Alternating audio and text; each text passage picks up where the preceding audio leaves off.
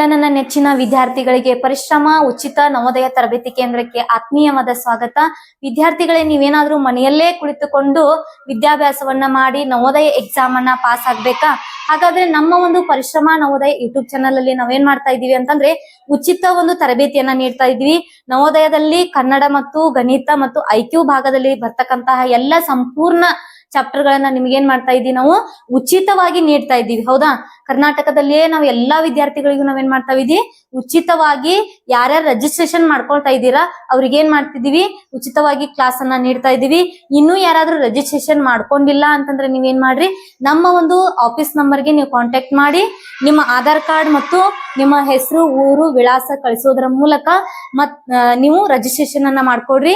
ಇನ್ನು ಯಾವ ವಿದ್ಯಾರ್ಥಿಗಳು ನವೋದಯ ಅಪ್ಲಿಕೇಶನ್ ಅನ್ನ ಹಾಕಿಲ್ಲ ಅವ್ರ ಏನ್ ಮಾಡ್ರಿ, 29ನೇ ಇದೇ ತಿಂಗಳ 29ಕ್ಕೆ ಲಾಸ್ಟ್ ಡೇಟ್ ಆಗಿರೋದ್ರಿಂದ ನೀವು ನವೋದಯ ಅಪ್ಲಿಕೇಶನ್ ಅನ್ನ ಹಾಕಿ ಆ ರಿಜಿಸ್ಟ್ರೇಷನ್ ನಂಬರ್ ಅನ್ನ ನಮಗೆ ಕಳಿಸಿದ್ದೆ ಆದಲ್ಲಿ ನಾವೇನ್ ಮಾಡ್ತೀವಿ, ನಿಮಗೆ ಉಚಿತವಾದಂತಹ ಒಂದು ನವೋದಯ ತರಬೇತಿಯನ್ನ ನೀಡೋದಕ್ಕೆ ನಾವು ರೆಡಿ ಆಗಿದ್ದೀವಿ. ನೀವು ಕೂಡ ಏನ್ ಮಾಡ್ರಿ ಅಂತಂದ್ರ ನಿಮ್ಮ ಫ್ರೆಂಡ್ಸಿಗೂ ಕೂಡ ಕೆಲವೊಂದಿಷ್ಟು ಜನಕ್ಕೆ ಗೊತ್ತಿರಕಿಲ್ಲ ಈ ವಿಷಯವನ್ನ ಏನ್ ಮಾಡ್ರಿ ಅಂತಂದ್ರ ಉಚಿತ ಒಂದು ಆನ್ಲೈನ್ ಕ್ಲಾಸ್ ಬಗ್ಗೆ ನಿಮ್ ಫ್ರೆಂಡ್ಸಿಗೂ ಕೂಡ ಹೇಳ್ರಿ.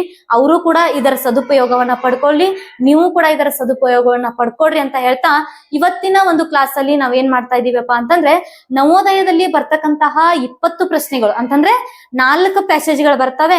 4 ಪ್ಯಾಸೇಜ್ ನಲ್ಲಿ 4 ವಾಕ್ಯಾವಳಿಗಳು ಬರ್ತವೆ. ಆ 4 ವಾಕ್ಯಾವಳಿಯಲ್ಲಿ ಎಷ್ಟು ಕ್ವಶನ್ ಇರ್ತವೆ ಅಂತಂದ್ರೆ ಟೋಟಲ್ 20 ಪ್ರಶ್ನೆಗಳಿರ್ತವೆ. ಆ 20 ಪ್ರಶ್ನೆಗಳಿಗೆ 25 ಅಂಕಗಳಿರ್ತಾವ. ಆ 25ಕ್ಕೆ 25 ಅಂಕಗಳನ್ನ ನಾವು ಯಾವ ರೀತಿ ತೆಗಿಬೇಕು, ಯಾವ ರೀತಿ ನಾವು ಸ್ಟಡಿ ಮಾಡಿದ್ದೆ ಆದಲ್ಲಿ ಆ 25 ಅಂಕಗಳು ನಮ್ಮ ಒಂದು ಕೈಯಲ್ಲಿ ಇರ್ತಾವೆ ಅಂತ ನಾನು ಇವತ್ತಿಂದ ನಿಮ್ಗೆ ಏನ್ ಮಾಡ್ತಾ ಇದ್ದೀನಿ ಅಂತಂದ್ರೆ ಹೇಳ್ತಾ ಹೋಗ್ತೀನಿ. ಪ್ರತಿದಿನ ಏನ್ ಮಾಡ್ರಿ ಅಂತಂದ್ರ ನಮ್ಮ ಒಂದು ಕ್ಲಾಸ್ ಗಳನ್ನ ನೋಡ್ತಾ ಇರಿ. ಇನ್ನು ನಮ್ಮ ಯೂಟ್ಯೂಬ್ ಚಾನಲ್ ಅನ್ನ ಯಾರು ಸಬ್ಸ್ಕ್ರೈಬ್ ಮಾಡ್ಕೊಂಡಿಲ್ಲ ಸಬ್ಸ್ಕ್ರೈಬ್ ಕೂಡ ಮಾಡ್ಕೊಡ್ರಿ, ನಿಮ್ಮ ಫ್ರೆಂಡ್ಸಿಗೂ ಶೇರ್ ಮಾಡ್ರಿ, ಮತ್ತೆ ಲೈಕ್ ಬಟನ್ ಅನ್ನ ಕೊಡ್ತಾ ಇರಿ. ನಿಮ್ಮ ಒಂದು ಪ್ರಿಪ್ರೇಷನ್ ಹೇಗಿರ್ಬೇಕು ಅಂತಂದ್ರೆ ನವೋದಯ ಎಕ್ಸಾಮ್ ಅಲ್ಲಿ ಯಾವುದೇ ಕ್ವಶನ್ಸ್ ಬರ್ಲಿ, ಯಾವುದೇ ವಾಕ್ಯಾವಳಿ ಬರ್ಲಿ, ಅದನ್ನ ನಾನು ಹ್ಯಾಂಡಲ್ ಮಾಡೇ ಮಾಡ್ತೀನಿ ಅನ್ನೋ ಲೆವೆಲ್ಗೆ ನಿಮ್ಗೇನ್ ಮಾಡ್ತಿದೀವಿ ಅಂತಂದ್ರೆ ನಾವು ಸಂಪೂರ್ಣವಾಗಿ 1 ರೂಪಾಯಿ ಖರ್ಚಿಲ್ಲದೆ ನೀವು ಮನೆಯಲ್ಲೇ ಕುಳಿತುಕೊಂಡು ಏನ್ ಮಾಡ್ಬೋದು ಅಂತಂದ್ರೆ ನವೋದಯ ಸಿಲೆಬಸ್ ಅನ್ನ ಪೂರ್ತಿಯಾಗಿ ಮುಗಿಸ್ಬೋದು. ಮತ್ತೆ ಎಕ್ಸಾಮ್ಸ್ ಗಳನ್ನ ತಗೋತೀವಿ. ಆ ಎಕ್ಸಾಮ್ಸ್ ಗಳಲ್ಲೂ ಕೂಡ ನೀವು ಒಂದು ಒಳ್ಳೆಯ ಮಾರ್ಕ್ಸ್ ಅನ್ನ ತೆಗೆದು, ಮಾಡೆಲ್ ಎಕ್ಸಾಮ್ಸ್ ಗಳಲ್ಲಿ ಕೂಡ ನೀವು ಒಳ್ಳೆಯ ಮಾರ್ಕ್ಸ್ ಅನ್ನ ತೆಗೆದು, ಎಲ್ಲಲ್ಲಿ ಎನ್ಯುವಲ್ ಎಕ್ಸಾಮ್ ನಲ್ಲಿ ಅಂತಂದ್ರೆ ನವೋದಯ ನಡೀತಿರ್ತಕ್ಕಂತಹ ಡಿಸೆಂಬರ್ 13ಕ್ಕೆ ನೀವೇನ್ ಎಕ್ಸಾಮ್ ಬರೀತಿದ್ದೀರಲ್ಲ ಆ ಎಕ್ಸಾಮ್ ಅಲ್ಲಿ ನೀವು ಯಶಸ್ವಿಯನ್ನ ಹೊಂದ್ತೀರಾ ಅಂತ ಹೇಳ್ತಾ ಇವತ್ತಿನ ಒಂದು ಕ್ಲಾಸ್ ಅನ್ನ ನಾವು ನೋಡ್ತಾ ಹೋಗೋಣ. ಈ ವಾಕ್ಯಾವಳಿಯನ್ನ ಬಿಡಿಸ್ಬೇಕು ಅಂತಂದ್ರೆ ನಮಗ್ ಫಸ್ಟ್ ಏನ್ ಗೊತ್ತಿರ್ಬೇಕು ಅಂತಂದ್ರ ಕೆಲವೊಂದಿಷ್ಟು ರೂಲ್ಸ್ ಗಳದಾವ. ಇದ್ರದೇ ಆದಂತಹ ಕೆಲವೊಂದಿಷ್ಟು ರೂಲ್ಸ್ ಗಳದಾವ. ಆ ರೂಲ್ಸ್ ಗಳು ಏನಾಗಿರ್ಬೇಕು ಅಂತಂದ್ರ ನಿಮಗ್ ಗೊತ್ತಾಗಿರ್ಬೇಕು. ಆ ರೂಲ್ಸ್ ಗಳು ಯಾವ ರೀತಿ ಅದಾವ ಅಂತೇಳಿ ನಾವು ಇವತ್ತು ನೋಡೋಣ. ಈ ಒಂದು ಉಚಿತ ತರಬೇತಿಯಲ್ಲಿ ನಾವ್ ಏನ್ ಮಾಡ್ತಿದೀವಿ ಅಂತ ಸಂಪೂರ್ಣ ಸಿಲೆಬಸ್ ಅನ್ನ ಕೊಡ್ತಾ ಇದೀವಿ. ಎಲ್ರಿಗೂ ಇದನ್ನ ಏನ್ ಮಾಡ್ರಿ ಅಂತಂದ್ರ ಎಲ್ಲಾ ವಿದ್ಯಾರ್ಥಿಗಳು, ಬಡ ಮತ್ತು ಪ್ರತಿಭಾವಂತ ವಿದ್ಯಾರ್ಥಿಗಳು ಇರ್ತಾರ, ಅವ್ರಿಗೂ ಕೂಡ ಇದು ಉಚಿತವಾಗಿ ಕೊಡ್ತಾ ಇದ್ದಾರೆ ಅನ್ನುವಂಥದ್ದೊಂದು ಮುಟ್ಲಿ ವಿಷಯ. ಇದನ್ನ ಏನ್ ಮಾಡ್ರಿ ಅಂತಂದ್ರ ಈ ವಿಡಿಯೋ ನಿಮ್ಗ ಸಾಕಷ್ಟು ಜನಕ್ಕೆ ಶೇರ್ ಮಾಡ್ರಿ ಅಂತ ಹೇಳ್ತಾ ಇವತ್ತಿನ ಕ್ಲಾಸ್ ಅನ್ನ ಸ್ಟಾರ್ಟ್ ಮಾಡೋಣ. ಗದ್ಯ ಭಾಗವನ್ನ ಉತ್ತರಿಸುವಾಗ ಗಮನಿಸಬೇಕಾದ ಕೆಲವೊಂದಿಷ್ಟು ಅಂಶಗಳನ್ನ ಇಲ್ಲಿ ಕೆಳಗೆ ನಾನು ಕೊಟ್ಟಿದ್ದೀನಿ. ಹಾಗೆ ನೀವೇನ್ ಮಾಡ್ತಾ ಹೋಗ್ರಿ ಅಂತಂದ್ರ ಒಂದು ಬುಕ್ ಅನ್ನ ತಗೊಳ್ರಿ. ನವೋದಯ ಗದ್ಯ ಭಾಗಕ್ಕೆ ಅಂತಂದ್ರ ಮ್ಯಾಥ್ಸ್ಗೆ ಒಂದು ಸಪರೇಟ್ ಬುಕ್ ಅನ್ನ ಮಾಡ್ರಿ, ಆಮೇಲೆ ಕನ್ನಡಗೆ ಒಂದು ಸಪರೇಟ್ ಬುಕ್ ಅನ್ನ ಮಾಡ್ರಿ. ಇದ್ರ ಜೊತೆಗೆ ನಾವ್ ಏನ್ ಮಾಡ್ತಿರ್ತೀವಿ ಅಂತಂದ್ರ ಗ್ರಾಮರ್ ಕೂಡ ಹೇಳ್ತಿರ್ತೀವಿ, ಅದಕ್ಕೂ ಒಂದು ಬುಕ್ ಮಾಡ್ರಿ. ಬುಕ್ ಮಾಡಿ ಏನ್ ಮಾಡ್ರಿ ಅಂತಂದ್ರ ನೋಟ್ಸ್ ಬರಿತಾ ಅದನ್ನ ಕ್ಲಿಯರ್ ಆಗಿ ನಿಮಗ ಫಸ್ಟ್ ನಿಮ್ಮ ನವೋದಯ ಗದ್ಯ ಭಾಗದಲ್ಲಿ ಏನ್ ಇರ್ಬೇಕು ಆ ಬುಕ್ ಅಲ್ಲಿ ಅಂತಂದ್ರ ಈ ಒಂದು ಕೆಲವೊಂದಿಷ್ಟು ರೂಲ್ಸ್ ಗಳದಾವ, ಇವು ಇರ್ಬೇಕು. ಈ ರೂಲ್ಸ್ ಗಳನ್ನ ನೀವ್ ಏನ್ ಮಾಡ್ಕೋಬೇಕು ಅಂತಂದ್ರ ಯಾವತ್ತು ಫಿಕ್ಸ್ ಆಗಿ ನಿಮ್ ತಲೆಯಲ್ಲಿ ನೀವು ಇಟ್ಕೊಂಡೆ ಏನ್ ಮಾಡ್ಬೇಕು ಅಂತಂದ್ರ ಗದ್ಯ ಭಾಗವನ್ನ ಬಿಡಿಸೋದಕ್ಕೆ ಸ್ಟಾರ್ಟ್ ಮಾಡ್ಬೇಕು. ಹಾಗಾದ್ರೆ ನೋಡ್ರಿ ಏನೈತಿ ಅಂತಂದ್ರ ಮೊದಲನೇದು, ಪ್ರತಿ ಗದ್ಯ ಭಾಗವನ್ನು 7 ನಿಮಿಷದಲ್ಲಿ ಓದಿ ಸರಿ ಉತ್ತರವನ್ನ OMR ಹಾಳೆಯಲ್ಲಿ ತುಂಬುವ ಕಾರ್ಯ ಮುಗಿಸಬೇಕು ಅಂತೇಳಿ ಒಂದೇ ರಿಸ್ಟ್ರಿಕ್ಷನ್ಸ್ ಇದ್ರೆ ಇಲ್ಲಿ ನಾವ್ ಏನ್ ಮಾಡ್ಬೇಕು ಅಂತಂದ್ರ ಫಸ್ಟ್ ನಿಮಗ್ ಅರ್ಥ ಆಗೋ ರೀತಿಯಲ್ಲಿ ನಾನು ಹೇಳ್ತೀನಿ ನೋಡ್ರಿ. ಒಂದು ಗದ್ಯ ಭಾಗ, ಎಷ್ಟು ಗದ್ಯ ಭಾಗ ಇರ್ತಾವ್ರಿ? 4 ಗದ್ಯ ಭಾಗ ಇರ್ತಾವ. ಹೌದಾ? 4 ಗದ್ಯ ಭಾಗಗಳು ಇದ್ರ ಅದ್ರಲ್ಲಿ ಒಂದು ಗದ್ಯ ಭಾಗಕ್ಕೆ 5 ಪ್ರಶ್ನೆಗಳು ಇರ್ತಾವ. ಹೌದು? ಒಂದು ಗದ್ಯ ಭಾಗದಲ್ಲಿ 5 ಪ್ರಶ್ನೆಗಳು, 4 ಗದ್ಯ ಭಾಗಗಳಂತಂದ್ರ 20 ಪ್ರಶ್ನೆಗಳಿರ್ತಾವ, 25 ಅಂಕಗಳಿರ್ತಾವ. ಹಾಗಾದ್ರೆ ವಿದ್ಯಾರ್ಥಿಗಳೇ, ಇಲ್ಲಿ ಮೊದಲು ನಾವು ಪ್ಯಾಸೇಜ್ ನ ಬಿಡಿಸ್ಬೇಕು ಅಂತಂದ್ರೆ ಏನ್ ಮಾಡ್ಬೇಕು, ಆ ಒಂದು ಗದ್ಯ ಭಾಗವನ್ನ ಒಂದು ಗದ್ಯ ಭಾಗವನ್ನ ಎಷ್ಟ್ ನಿಮಿಷನಾಗ ಮುಗಿಸ್ಬೇಕ್ರಿ? 7 ನಿಮಿಷದಲ್ಲಿ ಓದಿ ಮುಗಿಸಿ ಅದನ್ನ ಏನ್ ಮಾಡ್ಬೇಕು ನಾವು ಉತ್ತರ ಪತ್ರಿಕೆಯಲ್ಲಿ ಅಂತಂದ್ರ OMR ಸೀಟ್ ನಿಮಗೆ ಇರ್ತದ. ಹೌದಾ? OMR ಸೀಟ್ ಅದು ಯಾವ ರೀತಿ ತುಂಬಬೇಕು ಅನ್ನೋದನ್ನ ನಾನು ಹೋದ್ ವಿಡಿಯೋದಲ್ಲಿ ನಿಮಗೆ ತಿಳಿಸ್ಕೊಟ್ಟಿದ್ದೀನಿ. ಇನ್ನೊಂದ್ಸತಿ ಬೇಕಾದ್ರೆ ನಿಮಗೆ ತಿಳಿಸ್ಕೊಡ್ತೀನಿ ನಾನು ನೆಕ್ಸ್ಟ್ ವಿಡಿಯೋದಲ್ಲಿ. ಹಾಗಾದ್ರೆ ವಿದ್ಯಾರ್ಥಿಗಳೇ, OMR ಹಾಳೆಯಲ್ಲಿ ನಾವ್ ಏನ್ ಮಾಡ್ಬೇಕು? ಆ 5 ಪ್ರಶ್ನೆಗಳಿಗೆ 7 ನಿಮಿಷದಲ್ಲಿ ಆ ಒಂದು ಪ್ಯಾಸೇಜ್ ಅನ್ನ ಓದ್ಕೊಂಡು ಅದನ್ನ ಅರ್ಥ ಮಾಡ್ಕೊಂಡು ಅದಕ್ಕೆ ಕ್ವಶನ್ ಆನ್ಸರ್ ಗಳನ್ನ ಹುಡ್ಕೊಂಡು, ಈ ಕೆಲವೊಂದಿಷ್ಟು ವಿದ್ಯಾರ್ಥಿಗಳಿಗೆ ಏನ್ ಗೊತ್ತಿರಂಗಿಲ್ಲ, ಈ ಪ್ಯಾಸೇಜ್ ಅಂದ್ರೆ ಏನ್ ಗೊತ್ತಿರಂಗಿಲ್ಲ, ವಾಕ್ಯಾವಳಿ ಅಂತಂದ್ರೆ ಏನ್ ಗೊತ್ತಿರಂಗಿಲ್ಲ. ವಾಕ್ಯಾವಳಿ ಅಂತಂದ್ರೆ ಏನಪ್ಪಾ ಅಂತಂದ್ರ ಒಂದು ಪ್ಯಾರಾಗ್ರಾಫ್ ಅನ್ನ ಕೊಟ್ಟಿರ್ತಾರೆ, ಒಂದು ಗದ್ಯ ಭಾಗವನ್ನ ಕೊಟ್ಟಿರ್ತಾರೆ, ಅದರಲ್ಲಿರ್ತಕ್ಕಂತಹ ಆಯ್ದ ಪ್ರಶ್ನೆಗಳನ್ನ ಕೆಳಗಡೆನ ಕೊಟ್ಟಿರ್ತಾರೆ. ಹೌದಾ? ನವೋದಯ ಸಿಲೆಬಸ್ ಅಲ್ಲಿ ಕನ್ನಡ ಅಂತಂದ್ರೆ ತುಂಬಾ ಈಸಿಯಾಗಿ ಬಿಡಿಸುವಂತದ್ದು, ತುಂಬಾ ಈಸಿಯಾಗಿ ಬಿಡಿಸಿ ಅಲ್ಲೇ ಉತ್ತರವನ್ನ ಹುಡುಕಿ ಅಲ್ಲೇ ಬರೆದಿರ್ತದ. ಈ ಒಂದು 25 ಪ್ರಶ್ನೆಗಳು ಯಾವತ್ತು ನಿಮ್ ಕಿಶೆದಾಗಿದ್ದಂಗೆ ಇರ್ತಾವ. ಇದಕ್ಕೆ ನೀವು ಪ್ರಿಪೇರ್ ಆಗ್ಬೇಕು ಅಂತಂದ್ರೆ ಏನೇನ್ ಗೊತ್ತಿರ್ಬೇಕು? ನಿಮಗ ಸಮಾನಾರ್ಥಕ ಪದಗಳು, ಪದಗಳ ಅರ್ಥ ಇವೆಲ್ಲ ಗೊತ್ತಿರ್ಬೇಕು. ನೆಕ್ಸ್ಟ್ ಬರ್ತಾ ನಾನು ಹೇಳ್ತಾ ಹೋಗ್ತೀನಿ. ಇಲ್ಲಿ ನೋಡ್ರಿ, ಆ ಒಂದು ಪ್ಯಾಸೇಜ್ ಅನ್ನ ಏನ್ ಮಾಡ್ಬೇಕು? ಪ್ರತಿ 7 ನಿಮಿಷಕ್ಕೆ ಒಂದು ಪ್ಯಾಸೇಜ್ ಅನ್ನ ಮುಗಿಸ್ಬೇಕು. 4 ಪ್ಯಾಸೇಜ್ಗಳು ಇರ್ತಾವ. ಪ್ರತಿ 7 ನಿಮಿಷಕ್ಕೆ ಒಂದು ಪ್ಯಾಸೇಜ್ ಅನ್ನ ಮುಗಿಸಿ ಆ ಉತ್ತರವನ್ನ OMR ಹಾಳೆಯಲ್ಲಿ ನಾವು ಟಿಕ್ ಹಾಕ್ಬೇಕಾಗ್ತದ. ನೆಕ್ಸ್ಟ್ ನೋಡ್ರಿ, ಗದ್ಯ ಭಾಗವನ್ನು ಅರ್ಥ ಮಾಡಿಕೊಳ್ಳುತ್ತಾ ಓದುತ್ತಾ ಅರ್ಥ ಮಾಡಿಕೊಳ್ಳುತ್ತಾ ಪೂರ್ಣ ಓದಿದ ನಂತರವೇ ಉತ್ತರಿಸಲು ಪ್ರಾರಂಭಿಸಬೇಕು. ಯಾಕಪ್ಪ ಅಂತಂದ್ರ ಕೆಲವೊಂದಿಷ್ಟು ವಿದ್ಯಾರ್ಥಿಗಳು ಏನ್ ಮಾಡ್ತಿರ್ತೀರಿ, ಕೆಳಗ್ ಕ್ವಶನ್ಸ್ ನೋಡ್ತೀರಿ, ಕೆಳಗ್ ಕ್ವಶನ್ಸ್ ನೋಡಿದ ತಕ್ಷಣ ಒಂದೇ ಲೈನ್ ಓದ್ತಿರ್ತೀರಿ, ಅವಾಗ ಆನ್ಸರ್ ಐತಪ್ಪ ಅಂತ ಅನ್ಸ್ಬಿಡ್ತದ ನಿಮ್ಗ. ಅಲ್ಲೇನ್ ಮಾಡ್ತೀರಿ ನೀವು? ಆ ಆನ್ಸರ್ ಅನ್ನ ಒಂದೇ ಕ್ವಶನ್ ಆನ್ಸರ್ ಹಾಕಿ ಬಿಡ್ತೀನಿ. ನಾ ಗದ್ಯ ಭಾಗ ಪೂರ್ತಿ ಓದಿಲ್ಲ. ಹೌದಾ? ಒಂದೇ ಕ್ವಶನ್ ಏನ್ ಮಾಡ್ತೀನಿ, ನಾನು ಆನ್ಸರ್ ಅನ್ನ ಹಾಕಿ ಬಿಡ್ತೀನಿ. ಹಾಗಾಗಿ ಒಂದೊಂದ್ಸರಿ ಏನಾಗಿರ್ತದ ಅಂತಂದ್ರ ಒಂದನೇ ಪ್ರಶ್ನೆಯ ಉತ್ತರ ಏನಿರ್ತೈತ್ರಿ ಕೆಳಗಡೆ ಇರ್ಬೋದು. ಇಲ್ಲಿ ನೀವು ಗಮನವಿಟ್ಟು ಏನ್ ಮಾಡ್ಬೇಕಂತಂದ್ರ ಪೂರ್ತಿ ಪ್ಯಾಸೇಜ್ ಅನ್ನ ಓದಿ ಅರ್ಥ ಮಾಡ್ಕೊಂಡ್ ಆದ ನಂತರನೇ ಏನ್ ಮಾಡ್ಬೇಕು ಅಂತಂದ್ರ ಆ ಪ್ಯಾಸೇಜ್ಗೆ ಉತ್ತರನ ಹಾಕ್ಬೇಕು. ಪೂರ್ತಿ ಓದಿದ ನಂತರವೇ ಉತ್ತರಿಸಲು ಪ್ರಾರಂಭಿಸಬೇಕು. ಆ ಪ್ರಶ್ನೆಗಳ ನೀವು ಆನ್ಸರ್ ನಿಮಗೆ ಗೊತ್ತಿದ್ರು ಕೂಡ ಏನ್ ಮಾಡ್ಬೇಕು? ಪ್ಯಾಸೇಜ್ ಅನ್ನ ಪೂರ್ತಿಯಾಗಿ ನೀವು ಓದಿ ಅರ್ಥ ಮಾಡ್ಕೋಬೇಕು. ನೆಕ್ಸ್ಟ್ ಏನ್ ನೋಡ್ರಿ, ಕೆಲವು ಪ್ರಶ್ನೆಗಳಿಗೆ ನೇರವಾಗಿ ಉತ್ತರ ದೊರೆಯುವುದು ಅಂತಂದ್ರ, ಕೆಲವು ಪ್ರಶ್ನೆಗಳಿಗೆ ಏನಾಗ್ತತಿ, ಪ್ಯಾಸೇಜ್ ಅಲ್ಲಿ ನೇರವಾಗಿ ಸಡನ್ ನಮಗೆ ನಿಮ್ಗ ಈಗ ಯಾವ್ದೋ ಒಂದು ಕತ್ತಿ ಟೈಪ್ ಇರ್ತದ, ಅದನ್ನ ಓದ್ತಾ ಇರ್ತೀರಿ. ಹೌದಾ?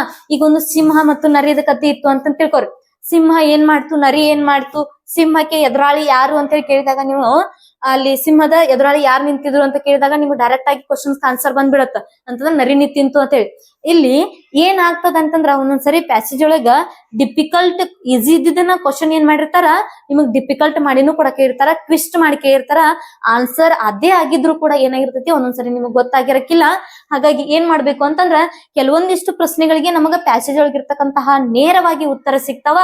ಇನ್ನು ಕೆಲವು ಪ್ರಶ್ನೆಗಳಿಗೆ ಏನಾಗಂಗಿಲ್ಲ, ನೇರವಾಗಿ ಉತ್ತರ ಸಿಗುವುದಿಲ್ಲ. ಅವುಗಳಿಗೆ ನಾವೇನ್ ಮಾಡ್ಬೇಕು? ಪ್ಯಾಸೇಜ್ ಅನ್ನ ಪೂರ್ತಿ ಓದ್ತಾ ಏನ್ ಮಾಡ್ಬೇಕು? ಅರ್ಥ ಮಾಡ್ಕೊಂಡ್ ಆದ ನಂತರನೇ ಏನ್ ಮಾಡ್ಬೇಕು? ಅವುಗಳಿಗೆ ವಿಚಾರಿಸಿ ಉತ್ತರವನ್ನ ತುಂಬಬೇಕಾಗ್ತದ. ಇನ್ನು ನೋಡ್ರಿ, 4ನೇದು ಏನೈತ್ ನೋಡ್ರಿ, ಇದಕ್ಕೆ ವಿಲೋಮ ಪದ ಇದಾಗಿದೆ. ವಿಲೋಮ ಪದ ಅಂದ್ರೂ ಒಂದೇ, ವಿರುದ್ಧಾರ್ಥಕ ಪದ ಅಂದ್ರೂ ಒಂದೇ. ಕೆಲವೊಂದಿಷ್ಟು ವಿದ್ಯಾರ್ಥಿಗಳಿಗೆ ವಿರುದ್ಧ ಪದ ಅಂತಂದ್ರೆ ಗೊತ್ತಿರತ್ತೆ, ವಿಲೋಮ ಪದ ಅಂತಂದ್ರೆ ಗೊತ್ತಿರಂಗಿಲ್ಲ. ಹೌದಾ? ವಿಲೋಮ ಪದ ಅಥವಾ ವಿರುದ್ಧ ಪದ ಅಂತಂದ್ರ 2 ಸಮಾನಾರ್ಥಕ ಪದಗಳು ನೆನಪಿರ್ಲಿ. ಇಲ್ಲಿ ವಿಲೋಮ ಪದ ಇದಾಗಿದೆ ಅಂತ ಕ್ವಶನ್ ಕೇಳ್ತಾರ, ಅಥವಾ ವಾಕ್ಯಾವಳಿಗೆ ಸೂಕ್ತ ತಲೆ ಬರಹ ಅಂತ ಕೇಳ್ತಾರ, ಅಥವಾ ವಾಕ್ಯಾವಳಿಗೆ ಸೂಕ್ತ ಶೀರ್ಷಿಕೆ ಕೊಡ್ರಿ ಅಂತ ಹೇಳಿ ಕೇಳ್ತಾರ. ಶೀರ್ಷಿಕೆ ಅಂತಂದ್ರೆ ಕೆಲವೊಂದಿಷ್ಟು ವಿದ್ಯಾರ್ಥಿಗಳಿಗೆ ಗೊತ್ತಿರಕ್ಕಿಲ್ಲ. ಈಗ ನಾವು ಒಂದು ಪಾಠ ಇರತ್ ನಮ್ದು, ಹೌದು, ಅದಕ್ಕೊಂದು ಪಾಠ ಇದೆ ಅಂತಂದ್ರೆ 5ನೇ ತರಗತಿಯಲ್ಲಿ ಒಂದು ಪಾಠ ಇದೆ, ಆ ಧೀರ ಸೇನಾನಿ ಅಂತ ಹೇಳಿ ಪಾಠ ಇದೆ. ಹೌದಾ? ಆ ಧೀರ ಸೇನಾನಿ ಪಾಠ ಯಾರ ಬಗ್ಗೆ ಇದೆ ಅಂತಂದ್ರೆ GG ಬೇವೂರ್ ಬಗ್ಗೆ ಇದೆ. ಅದಕ್ಕೆ ನಾವ್ ಏನ್ ಮಾಡಿದೀವಿ, ಧೀರ ಸೇನಾನಿ ಅಂತ ಹೇಳಿ ಒಂದು ಹೆಡ್ಡಿಂಗ್ ಕೊಟ್ಟಿದೀವಲ್ಲ, ಹಂಗ ನಾವು ಅವ್ರೊಂದ್ ಕೊಟ್ಟಿರ್ತಕ್ಕಂತಹ ಪ್ಯಾಸೇಜ್ಗೆ ನಾವೊಂದು ಹೆಡ್ಡಿಂಗ್ ಕೊಡ್ಬೇಕು. ಆ ರೀತಿ ನಾವ್ ಏನಾಗ್ಬೇಕು ಅಂತಂದ್ರ ನಾವು ಇಲ್ಲಿ ಪ್ಯಾಸೇಜ್ ಅನ್ನ ಓದಿ ಅರ್ಥ ಮಾಡ್ಕೋಬೇಕು. ಇಲ್ಲಿ ನೋಡಿ, ವಾಕ್ಯಾವಳಿಗೆ ಸೂಕ್ತ ತಲೆ ಬರಹ. ಹೌದು, ತಲೆ ಬರಹ ಅಂತಂದ್ರ ಹೆಡ್ಡಿಂಗ್ ಅನ್ನ ಕೊಡ್ಬೇಕು. ಶೀರ್ಷಿಕೆ ಅಂದ್ರೂ ಅದೇ. ಹೌದಾ? ನೆಕ್ಸ್ಟ್ ನೋಡ್ರಿ, ಹೇಳಿಕೆ ವ್ಯಕ್ತಿಯ ಈ ಗುಣವನ್ನ ತಿಳಿಸುತ್ತದೆ. ಪ್ಯಾಸೇಜ್ ಅಲ್ಲಿ ಕೊಟ್ಟಿರ್ತಕ್ಕಂತಹ ಯಾವುದೋ ಒಬ್ಬ ವ್ಯಕ್ತಿಯ ಬಗ್ಗೆ ಪ್ಯಾಸೇಜ್ ಅನ್ನ ಕೊಟ್ಟಿದ್ರು, ಅಥವಾ ಯಾವುದೇ ಒಂದು ಪ್ರಾಣಿಯ ಬಗ್ಗೆ ಪ್ಯಾಸೇಜ್ ಅನ್ನ ಕೊಟ್ಟಿದ್ರು, ಅಥವಾ ಯಾವುದೋ ಒಂದು ಸ್ಥಳದ ಬಗ್ಗೆ ಪ್ಯಾಸೇಜ್ ಅನ್ನ ಕೊಟ್ಟಿದ್ರು ಅಂತಂದ್ರೆ ಅಲ್ಲಿ ನಮಗ ಆ ಒಂದು ಪ್ರಾಣಿಯ ಗುಣ ಏನೈತಿ ಅಂತ ಹೇಳಿ ಅರ್ಥ ಆಗ್ಬೇಕು. ಅಥವಾ ವ್ಯಕ್ತಿ ಬಗ್ಗೆ ಇದ್ದಂದ್ರೆ ಆ ವ್ಯಕ್ತಿಯ ಒಂದು ಗುಣ ಗುಣ ಹೆಂಗಿರ್ತೈತ್ರಿ, ಅವನ ಸ್ವಭಾವವನ್ನ ನೋಡ್ಬೇಕು, ಅವನ ಯಾವ ಅಪರಾಧಿ ಸ್ಥಾನದಲ್ಲಿ ನೋಡ್ಬೇಕು ಅಥವಾ ಅವನು ಒಳ್ಳೆಯವನದಾನ ಅಂತ ಹೇಳಿ ನೋಡ್ಬೇಕು. ಅವನ ಗುಣ ಭಾವ ವಿಶೇಷತೆಗಳಿಗೆ ಅವನನ್ನ ಏನ್ ಮಾಡ್ಬೇಕು, ನಾವಲ್ಲಿ ಹೋಲಿಸಿ ಅರ್ಥ ಮಾಡ್ಕೋಬೇಕು. ನೆಕ್ಸ್ಟ್, ಈ ವಾಕ್ಯಾವಳಿಯಿಂದ ತಿಳಿದು ಬರುವ ನೀತಿ ಇದಾಗಿದೆ ಅಂತಂದ್ರ, ನಮಗೀಗ ಯಾವುದೇ ಒಂದು ಪ್ಯಾಸೇಜ್ ಅನ್ನ ಕೊಟ್ಟಾಗ ಆ ಒಂದು ಪ್ಯಾಸೇಜ್ಗೆ ಒಂದು ಅರ್ಥ ಇದ್ದೇ ಇರತ್ತೆ, ಹೌದಾ? ಆ ಅರ್ಥ ನಾವೇನ್ ಮಾಡ್ಬೇಕು ಅಂತಂದ್ರ ಹುಡುಕ್ಬೇಕು. ಅದನ್ನ ನಮಗ್ ಡೈರೆಕ್ಟ್ ಆಗಿ ಯಾವುದೇ ರೀತಿಯಾದಂತ ಆನ್ಸರ್ ಅನ್ನ ಕೊಟ್ಟಿರಂಗಿಲ್ಲ, ಅದನ್ನ ನಾವೇ ಅರ್ಥ ಮಾಡ್ಕೊಂಡು ಏನ್ ಮಾಡ್ಬೇಕು, ಬರಿಬೇಕು. ಮತ್ತೆ ಎಂಬ ಇತ್ಯಾದಿ ಪ್ರಶ್ನೆಗಳಿಗೆ ಗದ್ಯ ಭಾಗದಲ್ಲಿ ಉತ್ತರ ಸಿಗುವುದಿಲ್ಲ ಎಂಬ ಇಂತಹ ಕೆಲವೊಂದಿಷ್ಟು ಪ್ರಶ್ನೆಗಳಿಗೆ ವಿಲೋಮ ಪದ ಆಗಿರ್ಬೋದು, ಸಮನಾರ್ಥಕ ಪದವಾಗಿರ್ಬೋದು, ಈ ಅರ್ಥವನ್ನ ಹೊಂದುವ ಇನ್ನೊಂದು ಪದ ಯಾವುದು ಅಂತೇಳಿ ಕೇಳಿದಾಗ, ಅಥವಾ ನಮಗಿಲ್ಲಿ ವಾಕ್ಯಾವಳಿಗೆ ಸೂಕ್ತ ತಲೆ ಬರಹ ಕೇಳಿದಾಗ, ಅಥವಾ ಸಮಾನ ಅರ್ಥ ಕೇಳಿದಾಗ ಇನ್ನೊಂದು ಕನ್ಫ್ಯೂಷನ್ ಏನ್ ಮಾಡ್ಕೋತೀರಾ ವಿದ್ಯಾರ್ಥಿಗಳಂತಂದ್ರೆ, ಸಮಾನವಲ್ಲದ ಪದ ಯಾವುದು ಅಂತೇಳಿ ಕೇಳ್ತಾರ. ಅಂತಂದ್ರೆ ಸಮಾನವಲ್ಲದ ಪದ ಅಂತಂದ್ರೆ ಏನು, ವಿರುದ್ಧಾರ್ಥಕ ಪದ ಆಗಿರ್ತದ. ಹೌದು, ಸಮಾನವಲ್ಲದ ಪದ ಅಂತಂದ್ರ ವಿರುದ್ಧಾರ್ಥಕ ಪದ ಆಗಿರ್ತದ. ವಿರುದ್ಧವಲ್ಲದ ಪದ ಅಂತ ಕೇಳಿದಾಗ ಸಮಾನಾರ್ಥಕ ಪದ ಆಗಿರ್ತದ. ಹಿಂಗೂ ಕೂಡ ಏನ್ ಮಾಡ್ತಿರ್ತಾರ ಅಂತಂದ್ರ ಟ್ವಿಸ್ಟ್ ಮಾಡಿ ಉಲ್ಟಾ ಕ್ವಶನ್ಸ್ ಅನ್ನ ಕೇಳಿರ್ತಾರೆ. ಹಾಗಾದ್ರೆ ನೀವೇನ್ ಮಾಡ್ಬೇಕು, ಕಂಟಿನ್ಯೂ ಆಗಿ ಅರ್ಥ ಮಾಡ್ಕೋತಾ ಏನ್ ಮಾಡ್ಬೇಕು, ಪ್ಯಾಸೇಜ್ ಅನ್ನ ಓದ್ತಾ ಅರ್ಥ ಮಾಡ್ಕೊಂಡು ಯಾವ ಪ್ರಶ್ನೆಗಳಿಗೆ ನೇರವಾಗಿ ಉತ್ತರ ಸಿಗ್ತದ ಅವಕ್ಕೆ ನೇರವಾಗಿ ಉತ್ತರಗಳನ್ನ ಹಾಕ್ರಿ. ಯಾವ ಪ್ರಶ್ನೆಗೆ ನೇರವಾಗಿ ಉತ್ತರ ಸಿಗೋದಿಲ್ಲ ಅವ್ರೇನ್ ಮಾಡ್ರಿ ಅಂತಂದ್ರ ಅಲ್ಲಿ ಸ್ವಲ್ಪ ವಿಚಾರ ಮಾಡಿ ಏನ್ ಮಾಡ್ರಿ, ಉತ್ತರವನ್ನ ತುಂಬ್ರಿ. ಈ ಒಂದು ನಮ್ಮ ಪರಿಶ್ರಮ ನವೋದಯ ಕೋಚಿಂಗ್ ಕ್ಲಾಸ್ ನಲ್ಲಿ ನೀವು ಮನೆಯಲ್ಲೇ ಕುಳಿತುಕೊಂಡು ಸಂಪೂರ್ಣವಾಗಿ ನವೋದಯ ನಿಮ್ಮ ಒಂದು ಭಾಷೆಯಲ್ಲಿ ಸಂಪೂರ್ಣವಾಗಿ ನವೋದಯ ಸಿಲೆಬಸ್ ಅನ್ನ ನೀವು ಕಲಿಬೇಕು ಅಂತಂದ್ರೆ ಇಂತಹ ಕೆಲವೊಂದಿಷ್ಟು ವಿಡಿಯೋಗಳನ್ನ ನಾವು ಸಂಪೂರ್ಣವಾಗಿ ನಿಮಗೆ ತಿಳಿಸ್ತಾ ಇರ್ತೀವಿ. ಈ ವಿಷಯವನ್ನ ನಿಮ್ ಫ್ರೆಂಡ್ಸ್ಗೂ ಕೂಡ ಶೇರ್ ಮಾಡ್ರಿ, ಲೈಕ್ ಮಾಡ್ರಿ. ಮತ್ತೇನ್ ಮಾಡೋಣ ಅಂತಂದ್ರ ಇವತ್ತಿನ ಕ್ಲಾಸ್ ಅಲ್ಲಿ ನಾವು ಒಂದು ಗದ್ಯ ಭಾಗವನ್ನ ನೋಡೋಣ. ಒಂದು ಗದ್ಯ ಭಾಗ ಯಾವ ರೀತಿ ಓದ್ಬೇಕು, ಯಾವ ರೀತಿ ಅರ್ಥ ಮಾಡ್ಕೋಬೇಕು, ಯಾವ ರೀತಿ ಪ್ರಶ್ನೆಗಳು ಬಂದಾಗ ನಾವು ಯಾವ ರೀತಿ ಅದಕ್ಕೆ ಆನ್ಸರ್ ಅನ್ನ ಹಾಕ್ಬೇಕು ಅನ್ನೋದನ್ನ ಕೂಡ ನಾನು ಈ ಒಂದು ಗದ್ಯ ಭಾಗದಲ್ಲಿ ತಿಳಿಸ್ಕೊಡ್ತೀನಿ. ಈ ಕಡೆ ನೋಡ್ರಿ. Next, Isaac Newton. ಇಲ್ಲಿ ಯಾರ ಬಗ್ಗೆ ಪ್ಯಾಸೇಜ್ ಅನ್ನ ಕೊಟ್ಟಾರ ಅಂತಂದ್ರ ಒಬ್ಬ ವಿಜ್ಞಾನಿಯ ಬಗ್ಗೆ ಪ್ಯಾಸೇಜ್ ಅನ್ನ ಕೊಟ್ಟಾರ. ಅದು ಏನೈತಿ ಅಂತ ಹೇಳಿ ನಾವು ಕ್ಲಿಯರ್ ಆಗಿ ಅರ್ಥ ಮಾಡ್ಕೊತಾ ಹೋಗೋಣ್ರಿ. ಇಲ್ಲಿ ನೋಡ್ರಿ, ಐಸಾಕ್ ನ್ಯೂಟನ್ ಒಬ್ಬ ಮಹಾನ್ ಏನ್ರಿ ವಿಜ್ಞಾನಿ. ಅವ್ರೇನು ಮಹಾನ್ ವಿಜ್ಞಾನಿ. ಸರ್ ಐಸಾಕ್ ನ್ಯೂಟನ್ ಯಾರು, ಒಬ್ಬ ಮಹಾನ್ ವಿಜ್ಞಾನಿ. ಅವರು 1642ರಲ್ಲಿ ಜನಿಸಿದರು. ಅವರ ಎಷ್ಟರಲ್ಲಿ ಜನಿಸ್ತಾರ ಅಂತಂದ್ರ 1642ರಲ್ಲಿ ಜನಿಸ್ತಾರ. ಮತ್ತು ಅವರು 1727ರಲ್ಲಿ ನಿಧನರಾದರು. ಇನ್ನು ಕೆಲವೊಂದಿಷ್ಟು ವಿದ್ಯಾರ್ಥಿಗಳು ಏನ್ ಕೇಳ್ತಿರ್ತೀರಿ ಅಂತಂದ್ರ, ನಾವ್ ಇಂಗ್ಲಿಷ್ ಮೀಡಿಯಂ ಅದೀವ್ರಿ, ನಾವ್ ಇಂಗ್ಲಿಷ್ ಮೀಡಿಯಂದೊಳಗ ನಾವ್ ಏನ್ ಮಾಡಿರ್ತೀವಿ, ಎಕ್ಸಾಮ್ ಅನ್ನ ಬರೆಯಾರ್ತಿದೀವ್ರಿ, ನಮಗ್ ಕನ್ನಡ ಪ್ಯಾಸೇಜ್ ಬರಂಗಿಲ್ಲ, ಇಂಗ್ಲಿಷ್ ಪ್ಯಾಸೇಜ್ ಬರ್ತದ, ಅದಕ್ ನಾವ್ ಏನ್ ಮಾಡ್ಬೇಕು ಅಂತೇಳಿ ನೀವು ಕೇಳ್ಬಹುದು. ಅದಕ್ಕೂ ಕೂಡ ನಾವ್ ಏನ್ ಮಾಡ್ತಿದ್ವಿ ಅಂತಂದ್ರೆ ಇಂಗ್ಲಿಷ್ ಪ್ಯಾಸೇಜ್ ಗಳನ್ನು ಕೂಡ ನಾವು ಬಿಡಿಸಿ ನಿಮಗ್ ತೋರಿಸ್ತೀವಿ. ಇಂಗ್ಲಿಷ್ ಮೀಡಿಯಂ ಆಗಿರ್ಲಿ, ಕನ್ನಡ ಮೀಡಿಯಂ ಆಗಿರ್ಲಿ, ಗಣಿತ ಒಂದು ವಿಷಯವನ್ನ ನಾವು ಇಂಗ್ಲಿಷು ಮತ್ತೆ ಕನ್ನಡ ಎರಡೂ ಮೀಡಿಯಂ ಅಲ್ಲಿ ನಿಮಗ್ ಕೊಡ್ತೀವಿ. ಆಮೇಲೆ ಕನ್ನಡನು ಕೂಡ ಪ್ಯಾಸೇಜ್ ಗಳನ್ನ ಏನ್ ಮಾಡ್ತೀವಿ ಅಂತಂದ್ರ ಇಂಗ್ಲಿಷ್ ಮೀಡಿಯಂ ನಲ್ಲಿ ಇರ್ತಕ್ಕಂತಹ ಪ್ಯಾಸೇಜ್ ಗಳನ್ನು ಕೂಡ ನಿಮ್ಗೆ ಏನ್ ಮಾಡ್ತೀವಿ ಅಂತಂದ್ರ ನಾವು ಸಾಲ್ವ್ ಮಾಡ್ತಾ ಹೋಗ್ತೀವಿ. ಹಾಗಾದ್ರೆ ಈ ಪ್ಯಾಸೇಜ್ ಒಳಗೆ ಏನ್ ಕೊಟ್ಟಿದ್ದಾರೆ ನೋಡ್ರಿ, 1727ರಲ್ಲಿ ನಿಧನರಾಗ್ತಾರೆ. ಯಾರಂತಂದ್ರ ಅವರು ಐಸಾಕ್ ನ್ಯೂಟನ್. ಯಾರ ಬಗ್ಗೆ ಅದ ರೀ ಪ್ಯಾಸೇಜ್, ಐಸಾಕ್ ನ್ಯೂಟನ್ ಬಗ್ಗೆ ಅದ. ಅವ್ರೊಬ್ರು ವಿಜ್ಞಾನಿ ಆಗ್ಯಾರ, ಅವರು ಜನಿಸಿದ್ದನ್ನು ಕೊಟ್ಟಾರ, ಅವರು ನಿಧನವಾಗಿದ್ದನ್ನು ಕೊಟ್ಟಾರ. ನೆಕ್ಸ್ಟ್ ಏನ್ ನೋಡ್ರಿ, ಅವರು ಗುರುತ್ವಾಕರ್ಷಣೆಯ ನಿಯಮವನ್ನ ಕಂಡುಹಿಡಿದರು. ಅವರು ಕಂಡುಹಿಡಿತಕ್ಕಂತ ನಿಯಮ ಯಾವುದು, ಗುರುತ್ವಾಕರ್ಷಣೆಯ ನಿಯಮ. ಹೌದಾ? ಹಾಗಾದ್ರ ಇಲ್ಲಿ ನೋಡ್ರಿ ಮುಂದೆ ಏನ್ ಕೊಟ್ಟಾರ, ಒಂದು ದಿನ ಅವರು ಸೇಬಿನ ತೋಟದಲ್ಲಿ ಕುಳಿತಿದ್ರು. ಹೌದಾ? ಒಂದು ದಿನ ಅವ್ರು ಏನ್ ಮಾಡಿದ್ರು ಅಂತಂದ್ರ ಸೇಬಿನ ತೋಟದಲ್ಲಿ ಸೇಬಿನ ಮರದ ಕೆಳಗೆ ಕುಳಿತಿದ್ದಾಗ ಅವರು ಏನ್ ಮಾಡ್ತಾರಂತಂದ್ರ ತಲೆಯ ಮೇಲೆ ಸೇಬು ಬೀಳುವುದು ಅವರನ್ನು ಯೋಚಿಸುವಂತೆ ಮಾಡಿತು. ಅವರೊಬ್ರು ವಿಜ್ಞಾನಿ ಆಗಕ ಕಾರಣನ ಏನಂತಂದ್ರೆ ಇಲ್ಲಿ ಕೊಟ್ಟಾರು, ವಿಜ್ಞಾನಿ ಆಗಲು ಕಾರಣ ಏನು ಅಂತೇಳಿ ನಿಮಗೆ ಕ್ವಶನ್ ಬರ್ಬೋದು. ಹಾಗಾದ್ರೆ ಅವ್ರೊಬ್ರು ವಿಜ್ಞಾನಿ ಆಗದ ಕಾರಣ ಏನು ಅಂತಂದ್ರ ಅವರು ಸೇಬಿನ ತೋಟದಲ್ಲಿ ಕುಳಿತುಕೊಂಡಾಗ ಆ ಸೇಬು ಮೇಲಿನಿಂದ ಕೆಳಕ್ಕೆ ಬೀಳುವುದನ್ನ ಅವರು ನೋಡ್ತಾರ. ಸೇಬು ಏನ್ ಮಾಡಾಕತ್ತತಿ, ಅವ್ರ ತಲೆ ಮೇಲನ್ನ ಬೀಳಾಕತ್ತತಿ. ಅದು ತಲೆ ಮೇಲೆ ಯಾಕೆ ಬೀಳಾಕತ್ತತಿ, ಆ ಕಡೆ ಯಾಕೆ ಹೋಗ್ಲಿಲ್ಲ, ಕೆಳಗಡೆನ ಯಾಕೆ ಬಂತು ಅನ್ನೋದು ಅವರು ಒಬ್ಬ ವಿಜ್ಞಾನಿ ಆಗೋದಕ್ಕೆ ಕಾರಣ ಆಗ್ತದ. ಇಲ್ಲಿ ನೋಡ್ರಿ, ಯೋಚಿಸುವಂತೆ ಮಾಡಿತ್ತು. ಅವ್ರು ಏನ್ ಮಾಡಕತ್ರು, ಯೋಚನೆಯನ್ನ ಮಾಡಕತ್ರು. ನೆಕ್ಸ್ಟ್ ನೋಡ್ರಿ, ಭೂಮಿಯು ಸೂರ್ಯನ ಸುತ್ತ, ಭೂಮಿ ಏನ್ ಮಾಡ್ತೈತ್ರಿ, ಸೂರ್ಯನ ಸುತ್ತದ ಮತ್ತು ಚಂದ್ರ ಭೂಮಿಯ ಸುತ್ತನ. ಹೌದಾ? ಚಂದ್ರ ಭೂಮಿಯ ಸುತ್ತನ, ಸೂರ್ಯನ ಸುತ್ತ ಭೂಮಿ ಸುತ್ತದ. ಇದು ಯಾಕೆ ಸುತ್ತುತ್ತಾವು, ಏಕೆ ಇವು ಹಿಂಗ ಸುತ್ತಾವು ಅನ್ನೋದ್ರ ಬಗ್ಗೆನೂ ಏನ್ ಮಾಡಕತ್ರ ಅಂದ್ರ ಅವರು ಯೋಚನೆ ಏನ್ ಮಾಡ್ತಾರ ನೋಡ್ರಿ ಇಲ್ಲಿ ಎಂದು ತಮ್ಮನ್ನು ತಾವೇ ಕೇಳಿಕೊಂಡರು. ಯೋಚನೆ ಮಾಡ್ಕೋತ ಏನ್ ಮಾಡಿದ್ರು, ತಮಗ್ ತಾವೇ ಪ್ರಶ್ನೆಗಳನ್ನ ಏನ್ ಮಾಡ್ಕೊಳಕತ್ರು, ಹಾಕೊಂಡು ಅದು ಅವರ ಆವಿಷ್ಕಾರಕ್ಕೆ. ಆವಿಷ್ಕಾರ ಅಂತಂದ್ರೆ ಏನ್ರಿ? ಆವಿಷ್ಕಾರ ಅಂತಂದ್ರೆ ಏನು? ಸಂಶೋಧನೆ ಅಥವಾ ಹೊಸದನ್ನ ಕಂಡು ಹಿಡಿಯುವುದು. ಆವಿಷ್ಕಾರ ಅಂತಂದ್ರೆ ಏನ್ರಿ? ಹೊಸದನ್ನ ಗುರುತಿಸುವುದು ಅಥವಾ ಹೊಸದನ್ನ ಏನಾದ್ರೂ ಸಂಶೋಧನೆ ಮಾಡೋದಕ್ಕ ನಾವೇನಂತೀವಿ? ಆವಿಷ್ಕಾರ ಅಂತ ಕರಿತೀವಿ. ಕಾರಣವಾಯಿತು. ಈ ಒಂದು ಗದ್ಯ ಭಾಗದಲ್ಲಿ ಬರ್ತಕ್ಕಂತಹ ಕೆಲವೊಂದಿಷ್ಟು ಡಿಫಿಕಲ್ಟ್ ಪದಗಳ ಅರ್ಥ ಕೂಡ ನಮ್ಗೇನಾಗಿರ್ಬೇಕು, ಗೊತ್ತಿರ್ಬೇಕು. ಈಗ ಆವಿಷ್ಕಾರ ಕೇಳ್ರಿ ಅಂತಂದ್ರೆ ಏನ್ ಮಾಡಿದ್ರು? ಸಂಶೋಧನೆ ಅಂತೇಳಿ ಇದ್ರ ಅರ್ಥ ಆಗ್ತದ. ಹೌದಾ? ಸಂಶೋಧನೆ ಅಂತೇಳಿ ಇದ್ರ ಅರ್ಥ ಆಗ್ತದ. ಹಾಗಾದ್ರೆ ವಿದ್ಯಾರ್ಥಿಗಳೇ, ಆ ಒಂದು ಸೇಬಿನ ತೋಟದಲ್ಲಿ ಇರ್ತಕ್ಕಂತ ಕುಳಿತಾಗ ಸೇಬುಕಾಯಿ ಏನ್ ಮಾಡ್ತೀವಿ, ಅವ್ರ ತಲೆ ಮೇಲೆ ಬೀಳೋದನ್ನ ನೋಡಿ ಅವ್ರ ಏನ್ ಮಾಡಿದ್ರು, ಯೋಚನೆ ಮಾಡಿದ್ರು, ಇದು ಯಾಕ ಕೆಳಗೆ ಬಿತ್ತು ಅಂತೇಳಿ. ಆಮೇಲೆ ಭೂಮಿಯು ಸೂರ್ಯನ ಸುತ್ತ ಯಾಕೆ ಸುತ್ತದ ಅಂತೇಳಿ ಯೋಚನೆ ಮಾಡಿದ್ರು. ಆಮೇಲೆ ಚಂದ್ರ ಭೂಮಿಯ ಸುತ್ತ ಯಾಕೆ ಸುತ್ತಾನೆ ಅನ್ನೋದನ್ನ ಕೂಡ ಇವರು ಯೋಚನೆ ಮಾಡಿದ್ರು. ಹಾಗಾಗಿ ಏನ್ ಮಾಡ್ತಂತಂದ್ರ ಇವ್ರೊಬ್ರು ವಿಜ್ಞಾನಿ ಆಗೋದಕ್ಕೆ, ಈ ಒಂದು ಹೊಸದನ್ನ ಏನಾದ್ರೂ ಸಂಶೋಧನೆ ಮಾಡೋದಕ್ಕೆ ಆ ಯೋಚನೆಗಳು ಕಾರಣ ಅದು ಅಂತೇಳಿ ಈ ಪ್ಯಾಸೇಜ್ ಒಳಗೆ ಕೊಟ್ಟಾರ. ನೆಕ್ಸ್ಟ್ ಏನ್ ನೋಡ್ರಿ, ಬಿಳಿ ಬೆಳಕು 7 ಬಣ್ಣಗಳಿಂದ ಕೂಡಿದೆ ಎಂದು ನ್ಯೂಟನ್ ಕಂಡು ಹಿಡಿದರು. ಏನ್ ನೋಡ್ರಿ, ನಿಮಗೆಲ್ಲ ಕಾಣ್ತಿರ್ತಕ್ಕಂತಹ ಇದು ಬೆಳಕು ಏನೈತಲ್ಲ, ಇದು 7 ಬಣ್ಣಗಳಿಂದ ಕೂಡಿರ್ತಕ್ಕಂತಹ ಬೆಳಕು ಐತಿ ಅಂತೇಳಿ ಏನ್ ಮಾಡಿದ್ರು, ಕಂಡು ಹಿಡಿದವ್ರು ಯಾರಂತಂದ್ರ ಸರ್ ಐಸಾಕ್ ನ್ಯೂಟನ್ ಅಂತ ಹೇಳ್ಬೋದು. ಇಲ್ಲಿ ನೋಡ್ರಿ, ಈ ಬಣ್ಣಗಳನ್ನು ನಾವು ಮಳೆ ಬಿಲ್ಲಿನಲ್ಲಿ ನೋಡುತ್ತೇವೆ. ಈ ಬಣ್ಣಗಳನ್ನ ನಾವೇನ್ ಮಾಡ್ತೀವಿ, ಮಳೆ ಬಿಲ್ಲಿನಲ್ಲಿ ನೋಡ್ತೀವಿ. ಅಂತಂದ್ರ ಕಾಮನ ಬಿಲ್ಲು. ಮಳೆ ಬಿಲ್ಲು ಅಂತಂದ್ರೆ ಏನ್ರಿ? ಕಾಮನ ಬಿಲ್ಲು. ಮಳೆ ಬಿಲ್ಲು ಅಂತಂದ್ರೆ ಕಾಮನ ಬಿಲ್ಲಿನಲ್ಲಿ ನಾವ್ ಏನ್ ಮಾಡ್ತೀವಿ ಅಂತಂದ್ರ ಈ 7 ಬಣ್ಣಗಳನ್ನ ನೋಡ್ತೀವಿ.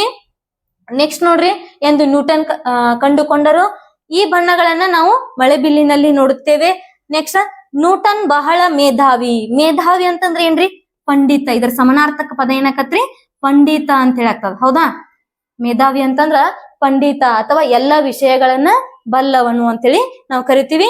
ನೆಕ್ಸ್ಟ್, ಮೇಧಾವಿಯಾಗಿದ್ದರು. ಅಷ್ಟೇ ಅಲ್ಲದೆ ಅವರು ತುಂಬಾ ವಿನಮ್ರವಾಗಿದ್ದರು. ಅವರು ಏನಂತಂದ್ರ ಅಷ್ಟೇ ಅಲ್ದ ವಿನಮ್ರತೆಯಿಂದ ಕೂಡ ಕೂಡಿದ್ದರು. ಅಂತಂದ್ರ ವಿನಮ್ರ ಪದದ ಅರ್ಥವನ್ನ ಕೇಳ್ಬೋದು ಅಥವಾ ವಿನಮ್ರ ಪದದ ವಿರುದ್ಧ ಪದವನ್ನ ಕೇಳ್ಬೋದು. ವಿನಮ್ರ ಅಂತಂದ್ರೆ ಏನಾಗ್ತತ್ರಿ ಇಲ್ಲಿ ಅರ್ಥ? ಸಾಧಾರಣ ವ್ಯಕ್ತಿ ಕೂಡ ಆಗಿದ್ದರು. ಸಾಧಾರಣ ವ್ಯಕ್ತಿ ಕೂಡ ಅವರು ಆಗಿದ್ರು ಅಂತೇಳಿ ನಾವ್ ಈ ಪ್ಯಾಸೇಜ್ ಅಲ್ಲಿ ನಮ್ಗ ಅರ್ಥ ಆಯ್ತು. ಈ ಪ್ಯಾಸೇಜ್ಗೆ ಯಾವ ರೀತಿ ಕ್ವಶನ್ ಗಳನ್ನ ಕೇಳಿದಾರೆ ಅನ್ನೋದನ್ನ ನಾವೇನ್ ಮಾಡೋಣ, ಈಗ ನೋಡ್ತಾ ಹೋಗೋಣ.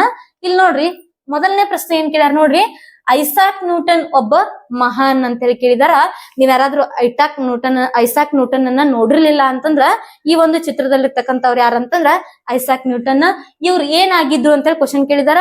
ನಮಗ್ ಪ್ಯಾಸೇಜ್ ಎಲ್ಲಿ ಬಂದೈತಿ ನೋಡ್ರಿ, ಸರ್ ಐಸಾಕ್ ನ್ಯೂಟನ್ ಒಬ್ಬ ಮಹಾನ್ ವಿಜ್ಞಾನಿ. ನಾನು ಅಂಡರ್ಲೈನ್ ಮಾಡಿದ್ದೀನಿ. ನೀವು ಎಲ್ಲಿ ನಿಮಗೆ ಇಂಪಾರ್ಟೆಂಟ್ ಅನಿಸ್ತದಲ್ಲ, ಯಾವುದೇ ಒಂದು ಪ್ಯಾಸೇಜ್ ನ ಪ್ರಿಂಟ್ ತಕೊಂಡು ನಿಮ್ ಮುಂದೆ ನೀವು ಇಟ್ಕೊಂಡು ಓದ್ತಿರ್ಬೇಕಾದ್ರೆ, ನೀವು ಬಿಡಿಸ್ತಿರ್ಬೇಕಾದ್ರೆ ಏನ್ ಮಾಡ್ಬೇಕು ಅಂತಂದ್ರ, ನಿಮಗ್ ಎಲ್ಲಿ ಇಂಪಾರ್ಟೆಂಟ್ ಅಂತ ಐತಿ ಅಂತ ಅನಿಸ್ತತಲ್ಲ, ಅಲ್ಲಿ ಏನ್ ಮಾಡ್ಬೇಕು, ನೀವು ಒಂದು ಸೀಸ್ ತಗೊಂಡು ಅಂಡರ್ಲೈನ್ ಮಾಡ್ತಾ ಏನ್ ಮಾಡ್ಬೇಕು, ಹೋಗ್ಬೇಕು. ಆ ಅಂಡರ್ಲೈನ್ ಮಾಡಿದ ಆನ್ಸರ್ ನಿಮ್ಗೆ ಏನಾಗ್ಬೇಕಂತಂದ್ರ ಕೆಳಗಡೆ ಕ್ವಶನ್ಸ್ ಆನ್ಸರ್ ಆಗಿರ್ಬೇಕು. ಆ ರೀತಿ ನೀವೇನ್ ಮಾಡ್ಬೇಕು ಅಂತಂದ್ರ ಇಲ್ಲಿ ಅಂಡರ್ಲೈನ್ ಮಾಡ್ತಾ ಹೋಗಿರ್ಬೇಕು. ಎಲ್ಲದರಿ ನಮಗ್ ಒಂದನೇ ಕ್ವಶನ್ ಆನ್ಸರ್ ಐಸಾಕ್ ನ್ಯೂಟನ್ ಒಬ್ಬ ಮಹಾನ್ ವಿಜ್ಞಾನಿ ಅಂತ ಹೇಳಿ ಅದ.